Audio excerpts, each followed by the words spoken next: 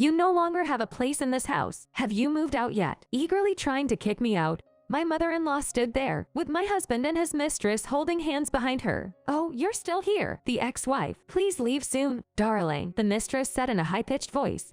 And my husband, Ken, agreed with her. "Just take Catherine with you and go." I had devoted myself to this family day and night for the past 6 years, and all I got in return was cheating, insult, and a one-sided divorce. "I'll be leaving then. Thank you for everything," I said, trying to appear as composed as possible, and flashed a smile. "Come on, Catherine," I said, reaching out to my daughter. Watching me, my Mill remarked, "You really lack charm. We'll be changing the locks. Don't come crawling back." Hearing this, Ken and his mistress laughed mockingly. They won't be laughing for long. Watch out, my revenge is already underway. My name is Jessica. While I was dating Ken, I lost my parents in a car accident. They had always told me to build a happy home. Having lost my loving parents so suddenly, I was in deep despair. Ken, who I was dating at the time, was caring and attentive, and I always felt a maternal instinct towards him. He introduced me to his family as his fiancée. My first impression of my Mill was of a lovely lady. She warmly welcomed me into their splendid house. To me, who had lost my warm family,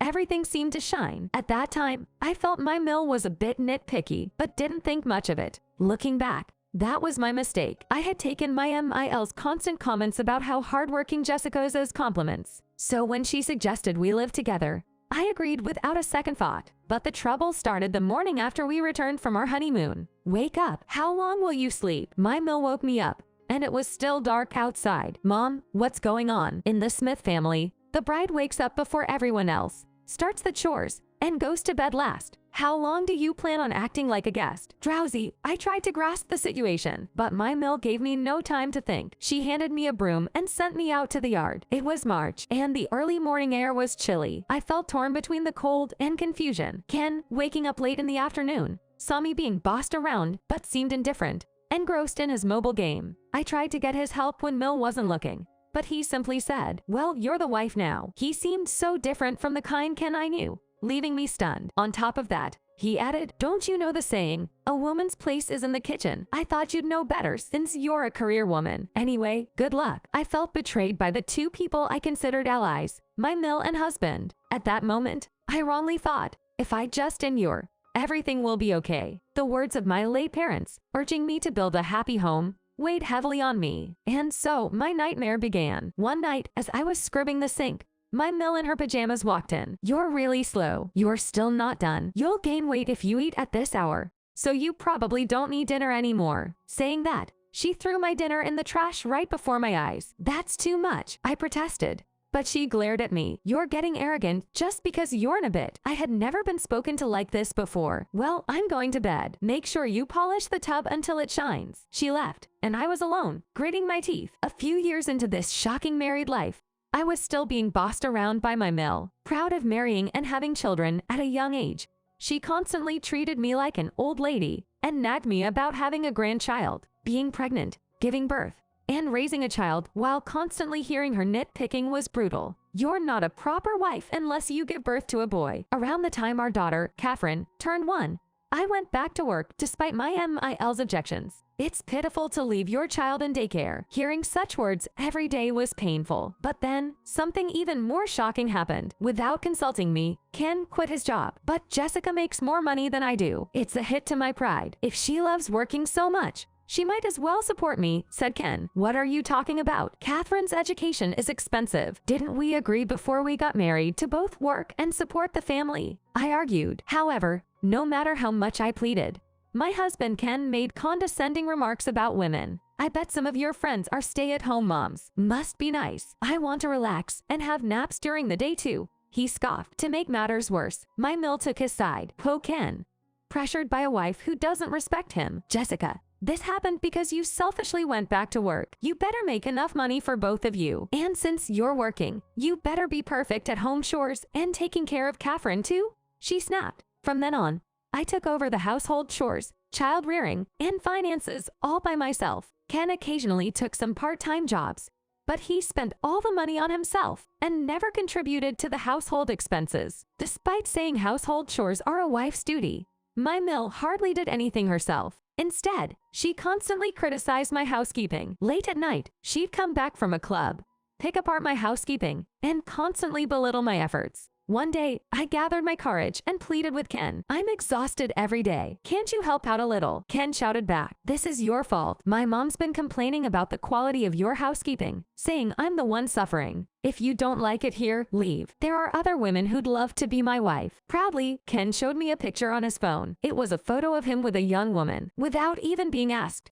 He began to spill the beans. The woman was a 23-year-old housekeeper named Mandy. They met at a mixer. Ken had lied about being single and having a high-paying job to get with her. I was shocked to learn that he'd been telling Mandy that his ex-wife, meaning me, wouldn't leave the house. The main reason I'd put up with so much was to fulfill my parents' wish for a happy home. I couldn't live with a husband who trampled over those feelings anymore. I immediately took action. I arranged for Catherine's school transfer and secretly moved our belongings to prepare for separation. But then, as I was finalizing everything, the front door opened, and in came my Mill and Ken. Shockingly, Mandy was with them. Smirking, my Mill said, "You no longer belong in this house. Are you done moving?" Confused, I asked, "What are you talking about?"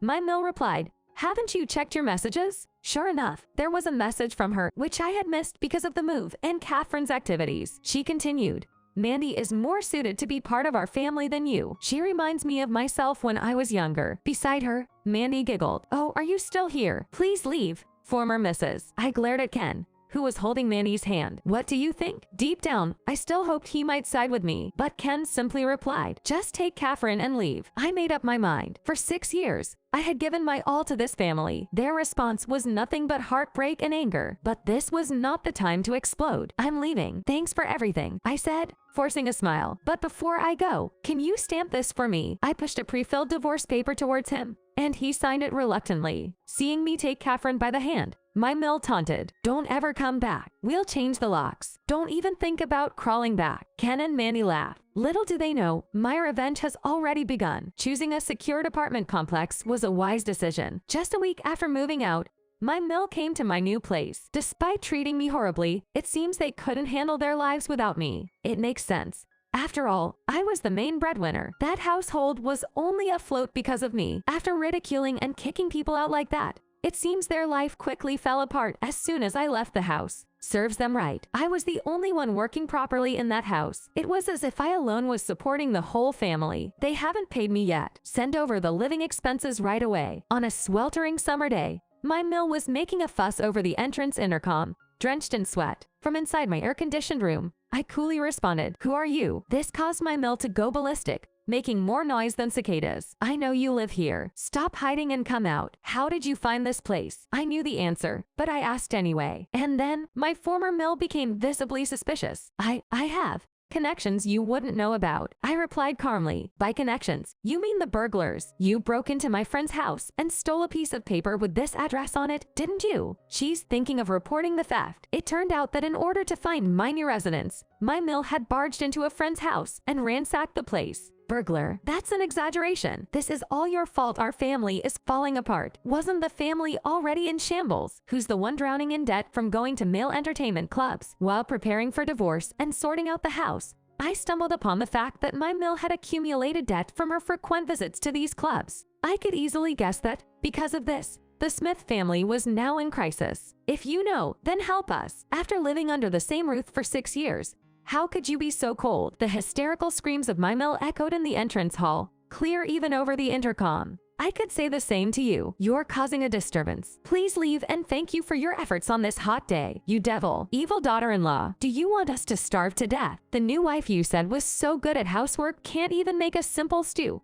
Debt collectors are coming to our home. My son Steve has become distant, and our family is in turmoil. What are you going to do about it? I don't care. It's what you deserve. If you keep this up, I'll call the police." The word police seemed to do the trick, and my Mill quickly quieted down. She mumbled some curses under her breath as she left. It seems that people with their own issues always want to blame others when things go wrong. I truly felt this. I'm so glad I got away. Speaking of which, I was relieved that this Mill ambush incident occurred when Mandy wasn't around. I don't want Mandy to be inconvenienced in the future. I still have things I need to do. A few days later, I walked through the grand gate of the old house. Rumor has it, it's the home of a top executive of a large corporation. When I was ushered into the living room, there was an older man and that mistress, Mandy Brown, waiting. Both of them stared at me with hostility, especially the older man, Mandy's father, who with a stern face said, "I've heard from my daughter. She said you were arrogant, competing against the high-earning Steve, neglecting household chores and childcare, having affairs,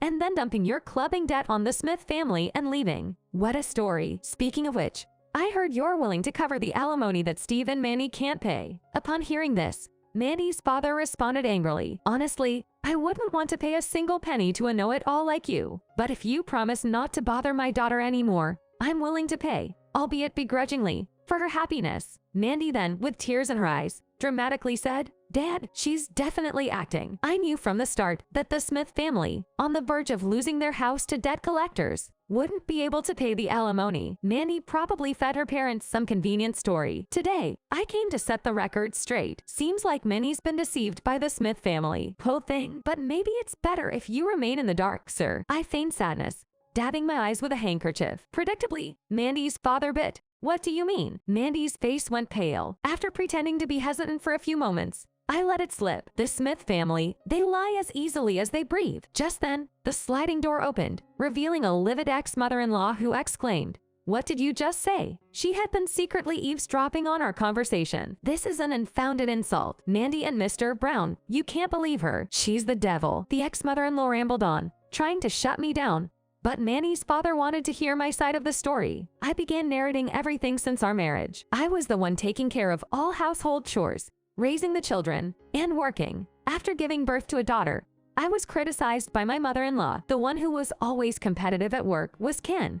And to top it all off, he quit his job without consulting me. And the one who piled up debt by going out every night was his mother. Wait a minute, this story is entirely different from what I heard. Ken isn't a full-time employee. Seeing Mandy pale, I confronted her. "It seems he misled you into marrying him. Here's a copy of my diary. Would you like to see it?" Without hesitation, the ex-mother-in-law snatched the copy and tore it up. "That's how you deal with fake records. Now it's unreadable, right? Serves you right." With an exasperated look at the smug ex-mother-in-law, I pulled another copy out of my bag. "I did mention it's a copy, didn't I? I can produce as many as I need." While the ex-mother-in-law continued her rant, I handed the copy to Mandy and her father. As they voraciously read the diary detailing my treatment since joining the Smith family, they started to tremble uncontrollably. Furious, Mandy shouted, "This is terrible. I've been deceived. I can't believe I let my precious daughter marry into such a family." In front of the outraged duo, I calmly placed a voice recorder on the table. "Would you like to listen to this too? It's one of the proofs of the insults I endured." The moment I pressed the play button, the recording of the day I was kicked out of the house started to play. "Ek, are you still here? Our former wife. Could you please leave?" Mandy's previously furious face turned pale as she recognized the voice and started shaking her head in denial. "That's not me." But her father's stern gaze settled on her. "Isn't that unmistakably your voice, Mandy?" His anger now directed towards his daughter. He said, "I always told you to be responsible for your words and not to cause trouble for others. Yet you insulted and drove out an innocent woman like Ken. It wasn't me. I was deceived." The unrepentant Mandy was now confronted by the ex-mother-in-law. "What are you talking about? You were the first to suggest we should get rid of Ken. I won't let you forget that." "No way. You were totally on board with it." The two were at odds. Tired of their bickering, I played my final card. "I overheard you and Ken video chatting. Here's the footage." I played a video on my phone where Ken, sitting lazily on the couch, is talking to Mandy. "Ick, I can't believe you weren't divorced yet. I'm sorry. I'll divorce her soon. I'll buy you a designer bag, so cheer up." "I'm definitely in. I'll help you get rid of that old wife and her bratty kid." Ken's mother, sitting beside him, chimed in. "Oh, that would be wonderful. I want to get rid of that useless woman and her annoying grandchild as soon as possible. Then the three of us can live happily." Catherine's scream, "No," interrupted the playback. Her father sighed deeply and said, "I was actually planning to cover half of the Smith family's debt. I couldn't stand to see my lovely daughter suffer. However, it's clear now. The one who truly suffered was you, Ken. And part of the reason for that suffering was my daughter. I can't deny that. He bowed deeply to me. This is Catherine's cross to bear. So I'll give you the $100,000 I was planning to use to pay off the Smith family's debt as compensation for your troubles. I don't expect this to make up for everything,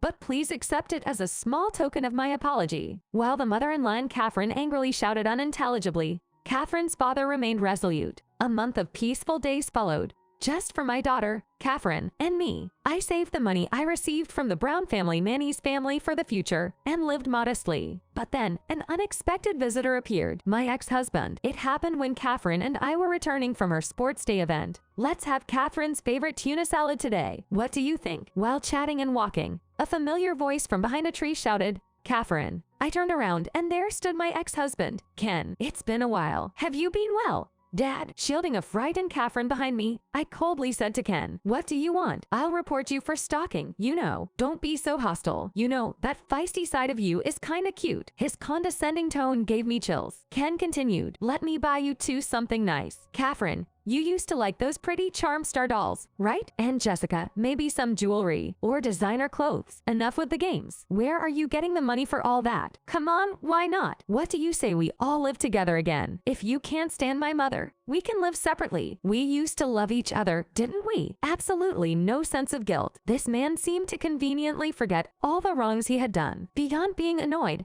I was genuinely scared. "That's not the point. Don't be like that. Come back. I really miss your homemade casseroles. Go away. I'll really report you." Suddenly, Ken's tone shifted from smooth to aggressive. Always with the reporting, it's like I'm offering to take in a stray cat I once abandoned. Just follow me like a good woman should. The one who shouted stop wasn't me. It was Catherine. Though scared and trembling, Catherine looked straight into Ken's eyes and declared, "What I like isn't pretty Charm Star anymore. It changed a long time ago. Back when we all lived together. You know nothing, neither about me or about Mom. That's why I don't want to live with you anymore." This seemed to genuinely shock Ken. He must have believed he was still the loving father he once pretended to be. "Well, we'll be going now." As I held Catherine's hand and tried to walk away, Ken shouted from behind, taking the money that was supposed to come into our house. "Gold digger, don't get ahead of yourself. Who said I wanted you back?" Clearly, this was his real motive. He probably assumed that if I came back, my money would roll into the Adams household.